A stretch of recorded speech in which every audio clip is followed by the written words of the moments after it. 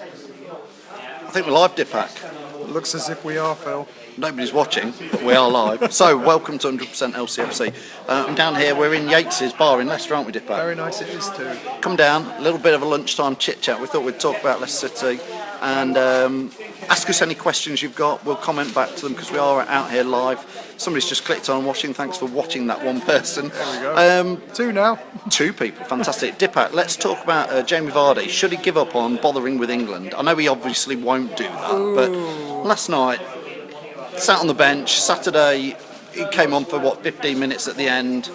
It just doesn't look like England really is going to suit Jamie Vardy, does it? It made my toes curl because you've got a 20 plus goal scorer who's on the subs bench for England in a game that was screaming for somebody like him to take control.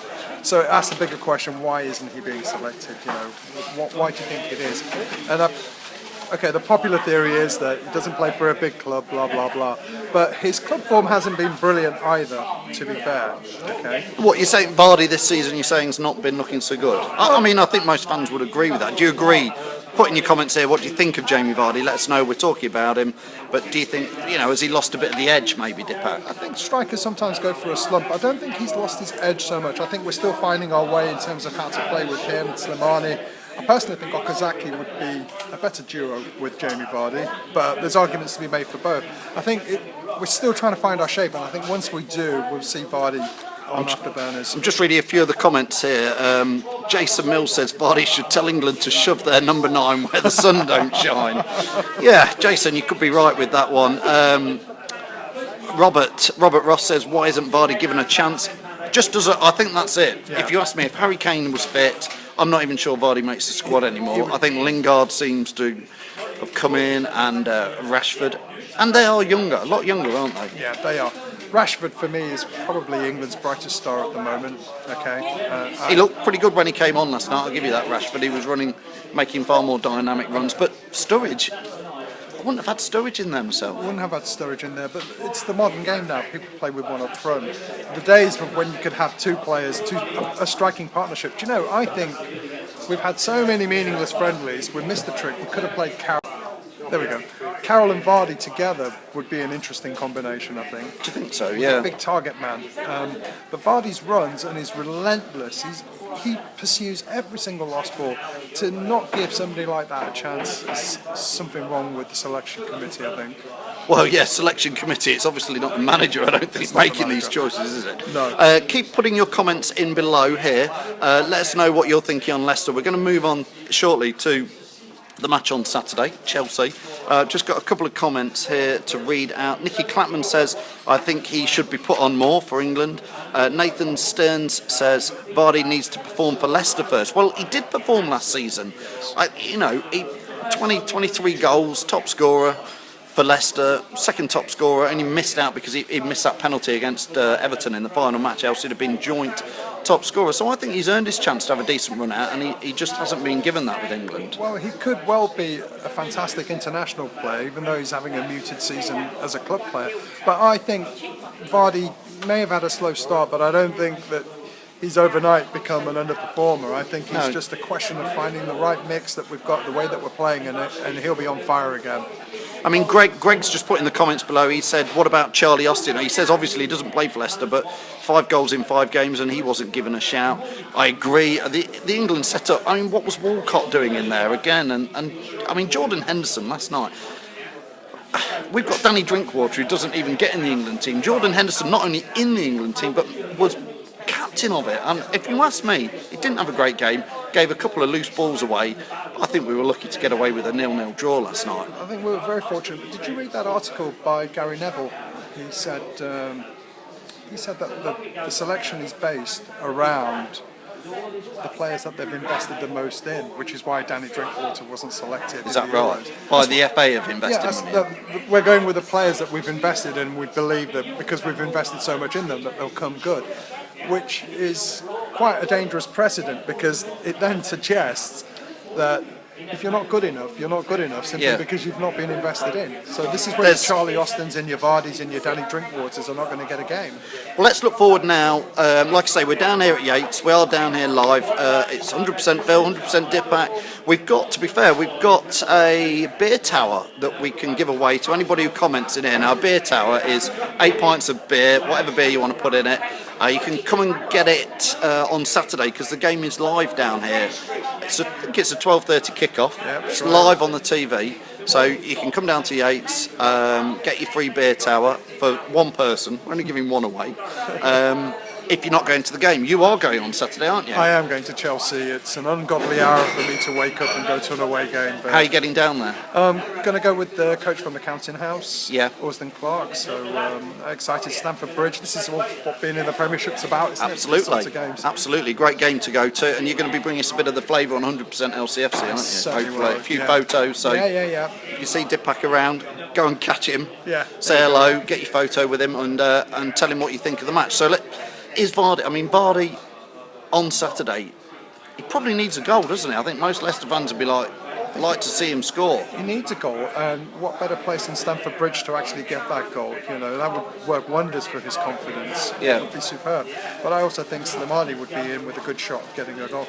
Mahrez, we've got people in our team that can win the match almost on their own for us. You know. So let's start up front. Who would be your front two or one or three? I mean, for a start, how many would you play up front away from home? Okay, I would. And let us know. Put in your comments again. Who would you pick to start up front? I think it's a big question. Okay, at the risk of tearing up everything that's happened this season, I'd go with what won us the league. So I would go with Vardy and Okazaki. Yeah, do you know what? I would go with Vardy and Okazaki up front because I think Okazaki plays deeper, so it's more like a 1 and a 1, isn't it? He does, but the other thing he performs that glue role up front. He does, but the great thing that Okazaki does is he softens that defence up for somebody like Slimani to come in and work against the tired defence, because Slimani is the boss. Yeah. He's a Dragon Slayer. I mean, Slimani does look great. He looks like an old-fashioned centre forward. I was speaking with Youngie last week, and Youngie says he reminds him of himself. Yeah, which he is. He is an old-fashioned striker. He's big. He's powerful, he's strong, he's physical, he doesn't lose the ball very often. Yeah. So just a couple of comments while we're here. We have here, Robert Ross says Henderson was absolutely rubbish. Yeah, I agree. Steve Broccoli, this is England chat, he says the sponsors he thinks influence selections too much. Reece McAllister says Drinky and Vardy should refuse to play when they're put in the starting 11. That's for England. Yeah, I think up front for Leicester on Saturday, I agree. Okazaki, Vardy. Who's going to be in midfield then? See, again, it's the shape of the team that Ranieri wants to play against Chelsea. And again, we've got these great guns that we need to fire. And I believe that if we want to do what we did last year, use the team that we've got last year, who do we put in midfield? I don't know. Drinky is definitely going to be the anchor man. Yep. Marty was immense. Gray he was superb for the under-23s. Yeah, Gray did look great for the under-21s, didn't he? You know, I think you've got the nucleus. You've got Danny Drinkwater, and he's the lock. He's the one that you're going to build the rest of the midfield around. It depends on how we're going to take the game to Chelsea, I think. Amarty's looked a little bit suspect in the big away games at Liverpool and Man United, hasn't he? He has, but also don't forget, we will get a chance to play against our own, N'Golo Kante, and he knows our game better than any of the Chelsea boys do. So the midfield, I think we're going to need somebody who's going to be tough. I get the sense that Kante doesn't like being pushed around very much. Not that he can dish it out, but I get the feeling that could unsettle him. So somebody physical like Amarty, I think, would be a good addition to have in the midfield for Saturday. And what's your thoughts? I mean, again, here's a question for everybody watching back out there. Albrighton or Gray? Who would you have on Saturday start? So, Dipak, I'm going to pass that on to you. Put in the comments below, would you have Gray or would you have Albrighton? Because Albrighton, I'm a big fan of Albrighton. And I think some of his crosses should work well with Slimani, but I think he hasn't looked quite as dynamic this season, apart from the Bruges away game. So, and Gray looks really hungry to me. Gray does look hungry. I think there's a role for both of those players on Saturday, be it starting or coming off the bench. I personally would go with Albrighton to start with and maybe bring Gray off the bench, but I certainly think Gray deserves some minutes, quality minutes, not rubbish time towards the end. I think if you give him the last 20 minutes, half an hour with Slimani and inject that little bit of pace into the game, maybe Chelsea might be tired by then. But if anything, we're the ones but I've got game after game after game. Our schedule's piling up. Yeah. So I would probably start with Albrighton. I like him because of the crosses that he gets in. So I mean, your starting team sounds pretty much like last season's settled team, doesn't it? With you can have Albrighton, I guess you can have Mahrez, Drinkwater. You've got Amati in there instead of Kante. Yeah. Well, this is the thing. It's what won us the league, Yeah. And I'm a little bit afraid to try something different because we know what actually works. Yeah. We've got the players that made it work, minus N'Golo Kante. But having said that, I think the additions, we've got a better. The team is fantastic, but the squad is so much better, and it's really a question of Ranieri and the coaches to find out which ones fit in the best way. Yeah, the different places. And it's a bit unfortunate that we didn't get to do this in pre-season. We really needed it to be right now. Yeah, I agree, and it's just. I mean, I would take a draw on Saturday if I'm honest. I would. I'd be more than happy with another point away at Chelsea. I would. I don't think I quite fancy us to go and get a win there this season, but their form's a bit mixed, isn't it? They've had some dodgy results. They've been very good on one. Their manager Conte came out and said he wants to get rid of 5 or 6 of their players, which is pretty damning stuff to say, isn't it? Well, would I take a point? Yes, I would. I also said I'd take a point against Arsenal, which we drew 0-0, but really we should have perhaps won that one. Yeah. But I think, as long as we don't concede a goal, I think that will set us up really nicely. I think it's Crystal Palace. No, it's the Champions League in midweek. Yeah, Champions League this time Tuesday next week, isn't it? Yeah, and we're almost like a different team when we're in the Champions League. Yeah, we have looked. It looks very much like we're geared up for the Champions League this season, which is fine. It could well be the only season we're ever in the Champions League. You don't know. Let's hope it's not, but if it was, it'd be nice to give it a real go. And I think if we were to beat Copenhagen next Tuesday, we've all but qualified for the knockout stages. Finish top of that group, get a semi-decent draw. Could be down to the last 8 in the Champions League, and whatever. As long as we don't get relegated, I think most fans would take that. I was just trying to process what you said there, going to the knockout stages of the Champions League. Well, it is bonkers, isn't it? It is absolutely bonkers, but you know what? I would be totally 100% behind Ranieri if he said, let's just go for this. We may never be in this ever again. It's now or never, do or die. Let's go as far as we can in this league. Because I don't think we're going to get relegated. I think Ranieri is fairly cognizant of that. But to actually progress into the Champions League, maybe go into the quarterfinals, even the semis, we've got a chance. We really have. I'm going to read out a few comments here. Cool, a lot of comments, Dipak, which is great. James Bennett says, I'd play an extra man in midfield. Play 5 in midfield. Well, I'd sort of say if Okazaki was playing, he could drop back and be that extra. Yes, he could. Ben Morgan says he'd have Gray and not Albrighton. Daniel Rawlinson asks a question here. He says, do you think we miss Kante? Do you need to ask that question? Andrew Charlotte says, Dipak, are you running to the bridge? No, I'm not running to Stamford Bridge. Reese McAllister says, what about Kapuska? The forgotten man. The forgotten man, yeah, such a talent for Poland. Where is he? I don't know what's going on with that. I had heard a little bit of a rumour that he's had a bit of a falling out, but that's completely just a rumour, so please. But I'd like to see him have a go. Robert Ross says Fuchs to score. Do his celebration. Well, nobody knows what his celebration is because he hasn't scored yet for us. We're desperate for him to score at the end of last season. Alan Devonport says get in there, fearless foxes. Kyle Moore says Vardy and Okazaki to play up front with Gray and Mahrez on the wings.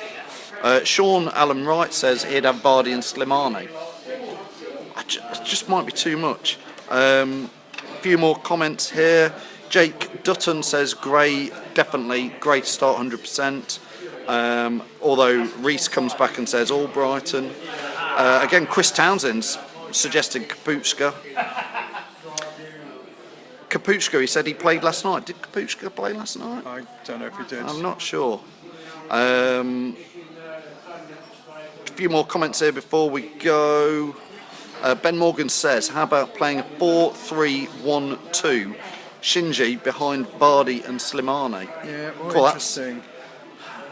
Still playing 2 up front. 4-3-1-2.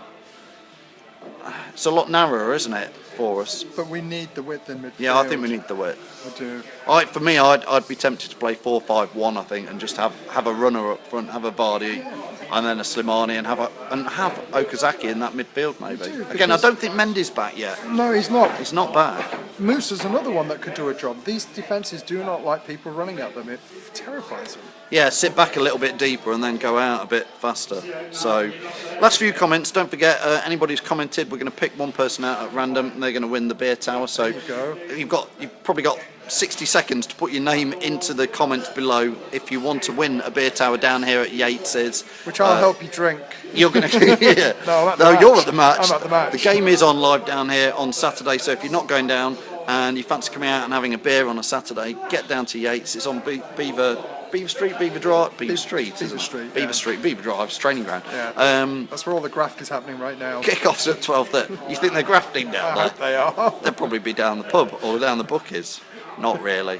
Professional players don't do that anymore. That was Young's lot who used to do that.